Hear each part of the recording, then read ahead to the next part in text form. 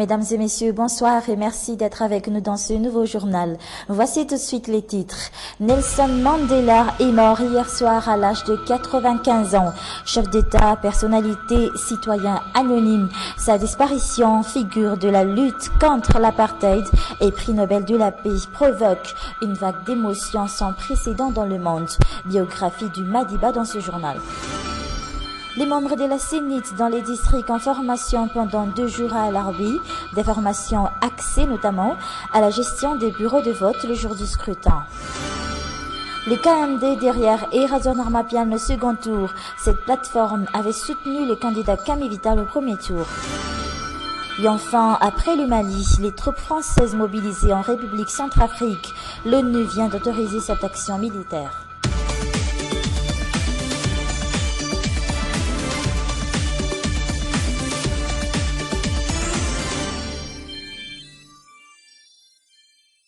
Here before you, not as a prophet, but as a humble servant of you, the people.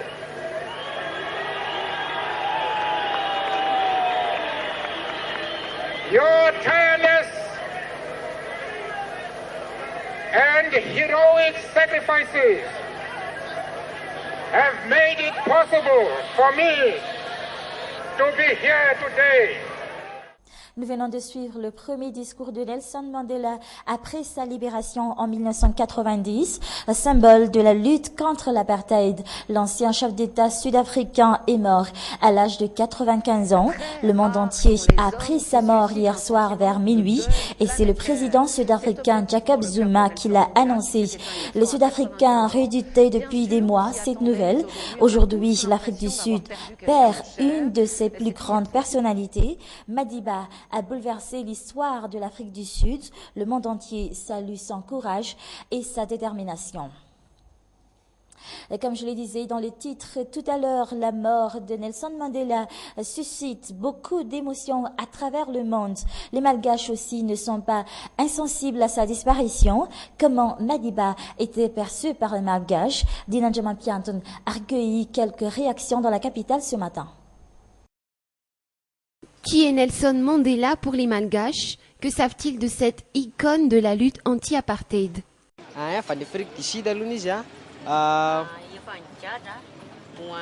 C'est un Sud-Africain. Il a déjà été emprisonné pour sa patrie.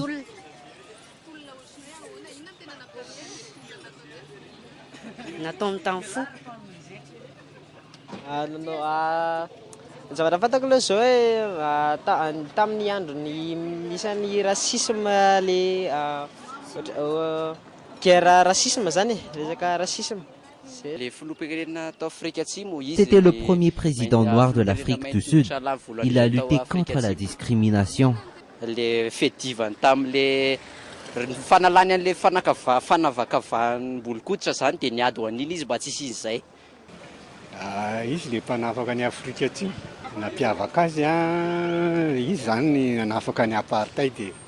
C'était le libérateur des Sud-Africains. Il a lutté contre l'apartheid. Il a passé sa vie en prison pendant 25 ans. Il a lutté pour l'égalité entre les Noirs et les Blancs d'Afrique du Sud.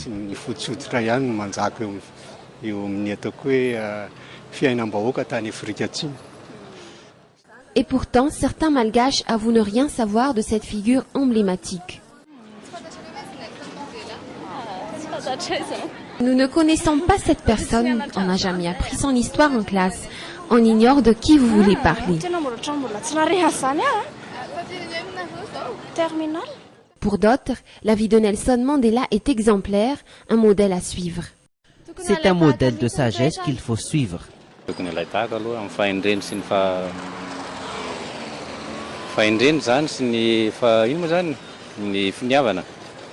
Nelson Mandela a lutté pendant plus d'une décennie pour la liberté.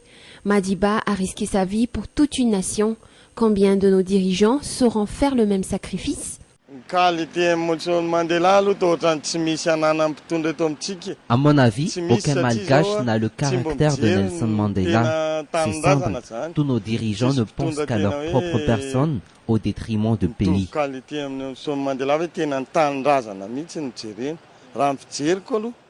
Nelson Mandela et sa lutte contre la discrimination, l'histoire de sa vie.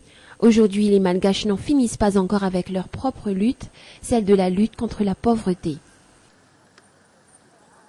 Son nom était synonyme de liberté, figure emblématique de la lutte contre l'apartheid dans son pays et icône mondiale de tous les combattants pour la liberté. Nelson Mandela a marqué son temps. Je vous propose de revivre en images les moments forts qui ont marqué la vie de Madiba. Ce 11 février 1990, lorsqu'il fait ses premiers pas d'homme libre, Nelson Mandela devient un symbole. Celui d'une victoire contre les discriminations, une victoire contre l'apartheid. I stand here before you not as a prophet, but as a humble servant of you, the people.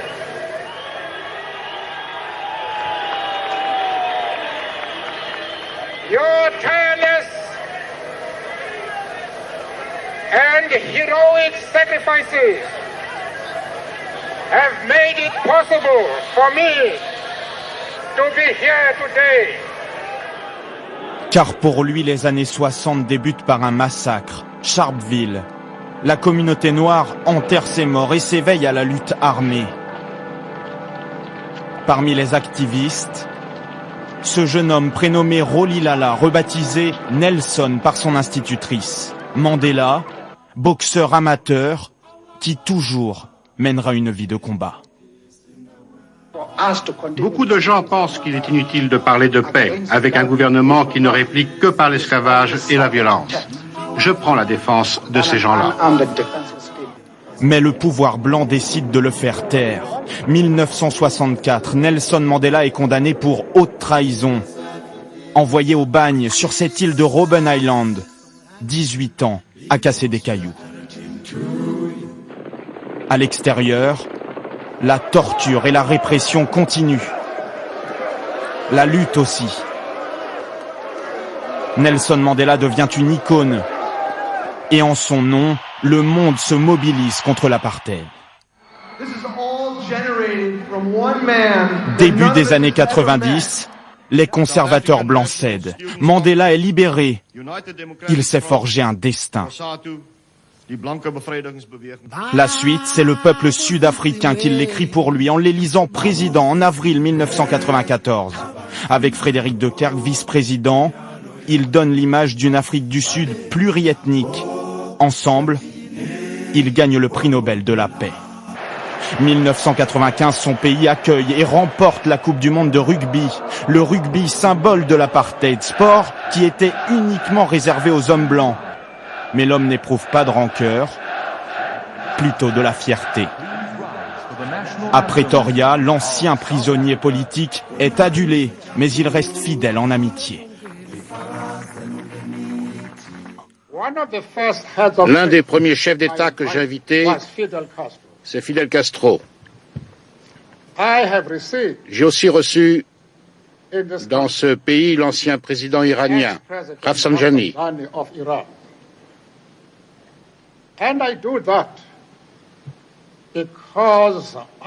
J'ai fait cela parce que la morale veut qu'on n'abandonne pas ceux qui nous ont aidés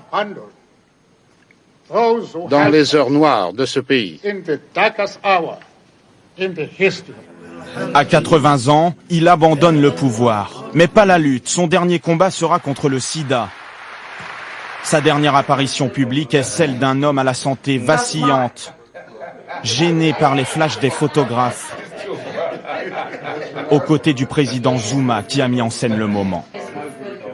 Mais les Sud-Africains préfèrent retenir une autre image. La Coupe du monde de football il y a 3 ans, une première sur le continent africain. Sourire éclatant, le père de la nation est acclamé.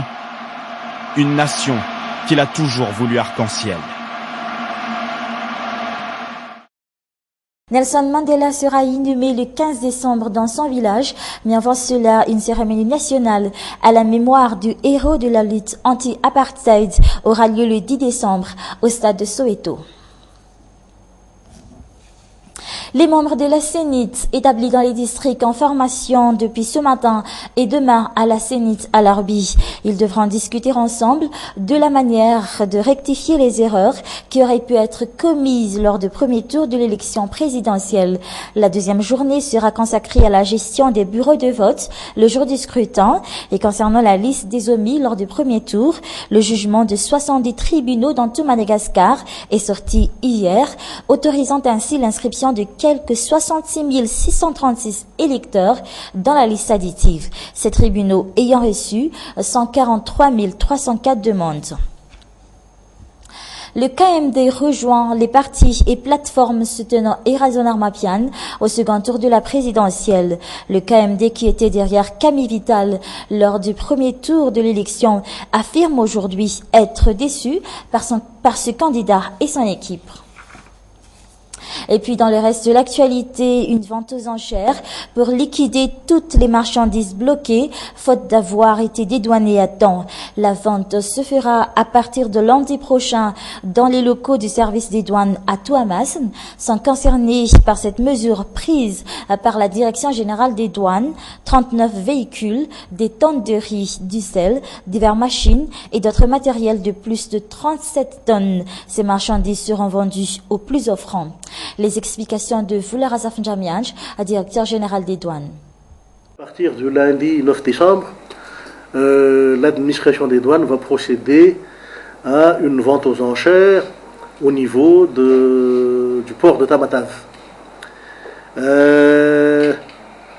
Cette vente aux enchères va quand même être un peu particulière dans le sens où on a changé la procédure de vente, mais autrement, cette vente va se faire sous soumission cachetée, contrairement à la vente à la criée comme on avait l'habitude de faire auparavant.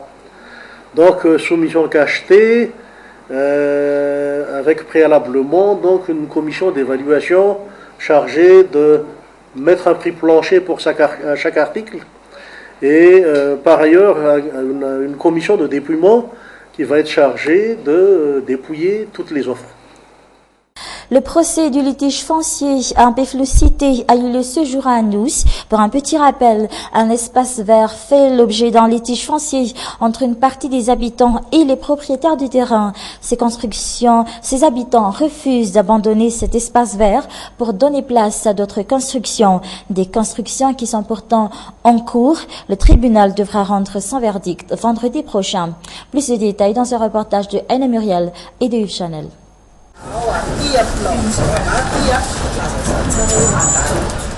Alice Robert vit aux cités Ampeflou depuis près de 60 ans. Avec le temps, elle ne peut plus se passer d'admirer ce beau jardin tout juste devant sa maison. Tous les matins, Alice Robert entretient bénévolement cet espace vert. Comme elle, certains habitants des cités d'Ampeflou défendent avec ferveur cet espace vert. 78 La CEIMAD n'entretient plus ces espaces verts depuis 1978. Et pourtant avant, ils viennent ici avec des tondeuses à gazon et tout leur matériel, et puis plus rien à partir de 78. Depuis, j'entretiens régulièrement ce jardin. J'ai même planté ces fleurs.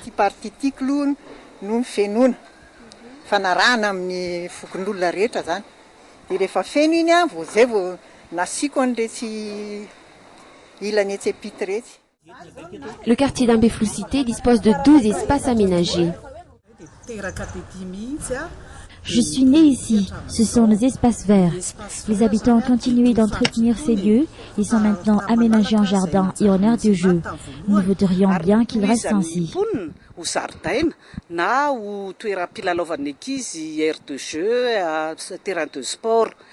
Le cité Ampeflou existe depuis plus de 50 ans. En construisant ces cités, la CEIMAD avait prévu dans son plan la création de ces espaces verts. Une personne a acheté ces terrains Aujourd'hui, ils sont titrés et bornés en son nom. Il est même venu au bureau du Vuktan pour nous informer qu'il en est le propriétaire. Le tribunal a sorti le verdict en sa faveur. Il est venu pour clôturer ses terrains, mais les habitants l'en ont empêché. C'est le début du litige foncier concernant ces espaces verts.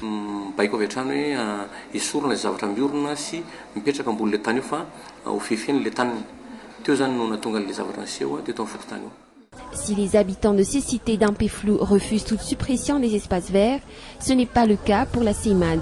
Le procès du litige foncier mettant en cause ces espaces verts a eu lieu ce jour à Noussi. Les propriétaires du terrain envisagent de construire des bâtiments sur ces espaces verts. Le verdict du tribunal est attendu pour le 13 décembre prochain. Les élèves médecins affectés à l'hôpital Achiara n'ont payé depuis le mois de novembre dernier. Ils auraient été informés de cette coupure des pré-salaires par un arrêté émanant du ministère des Finances et du Budget. Aujourd'hui, ces futurs médecins montent au créneau et exigent leur dû. Mampiona Ravalson, Enzara Ndiansou. 800 élèves médecins affectés à l'Achiera sont concernés par cette coupure des pré-salaires des étudiants en 7 et 8e année en phase de terminer leurs études en médecine.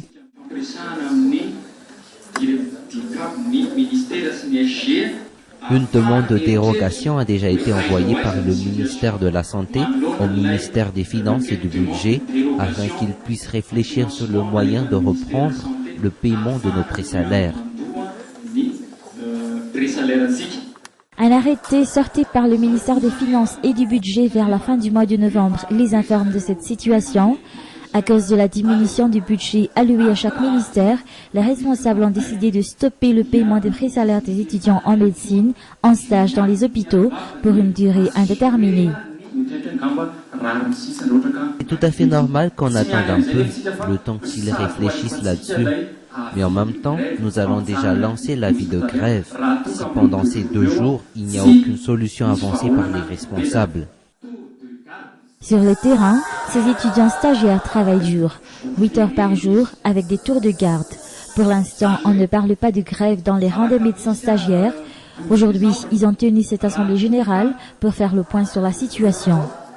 Nous avons déjà rencontré tous les responsables concernés. Nous leur avons expliqué cette situation. Et le problème, c'est qu'ils ont passé leur temps à nous fournir des explications inutiles, sans qu'aucune décision claire ne soit prise.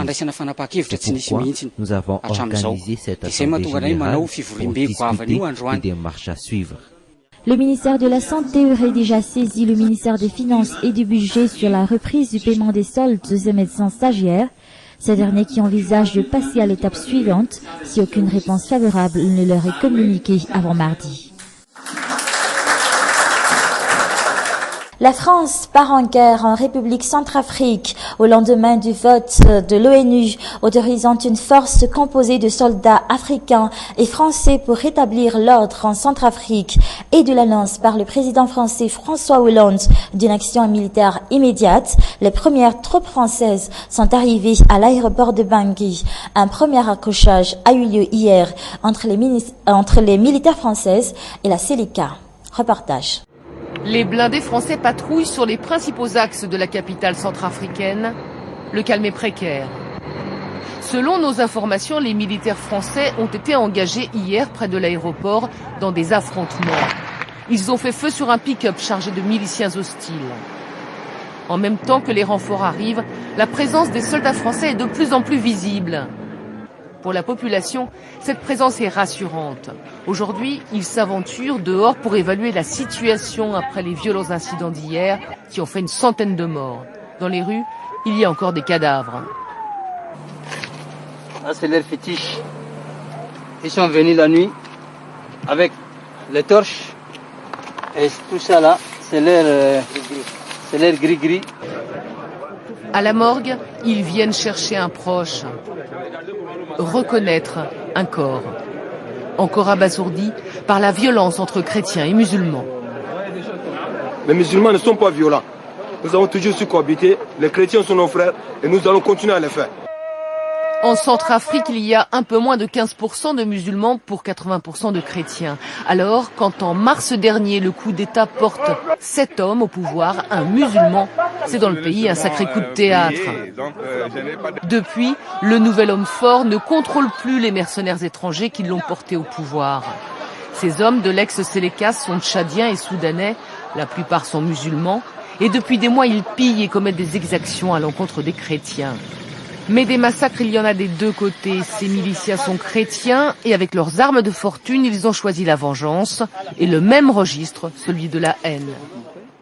C'est la fin de cette édition. Merci à vous de l'avoir suivi jusqu'à la fin. Je vous souhaite de passer une excellente soirée en notre compagnie. Au revoir.